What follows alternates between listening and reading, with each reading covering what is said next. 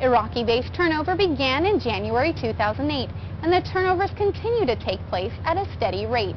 The number of bases under U.S. control has dropped from a high of 505 to 121 as of July 15. Brigadier General Kendall Cox, U.S. Army Corps of Engineers Transatlantic Division Commander, leads the team in Iraq responsible for base turnovers and closures. He explained as the troop level drops to 50,000 by August 31st, the number of bases under U.S. control will also drop. We're drawing down to 94, of which 60 bases will be defined as partnered. So it'll be U.S. and Iraqi security forces joined together on those bases. Preparing a base for closure can take only a few months to more than a year. The base closure process for the largest and last bases to turnover has already begun. We actually started a closure process for all of our large bases on 1 July.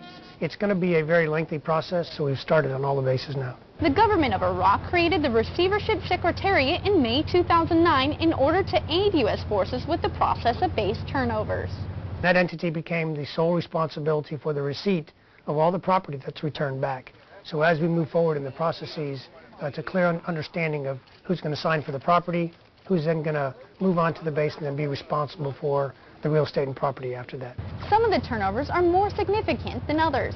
Among those considered more significant was Q West. It was the largest return so far, significant number of facilities and buildings.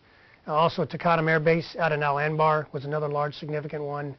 And then of late we've returned the two internment facilities, one at Camp Taji and then Cropper, which provided for the government of Iraq a very significant capability to maintain and control detainees that have been under U.S. control that have now been turned over to the government of Iraq.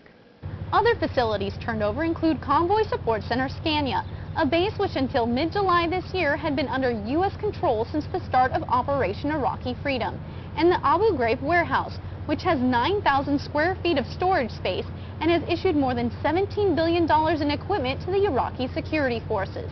The Basra Airport, Phoenix Base, and the former U.S. Embassy Annex are also among facilities returned. The base returns reflect the partnership of U.S. and Iraqi forces.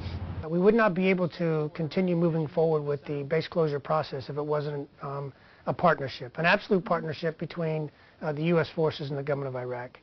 Both nations have a vested interest in this because in the end, the base transfer process will generate an enduring strategic partnership and more importantly enhance their ability to increase their security and stability in their nation.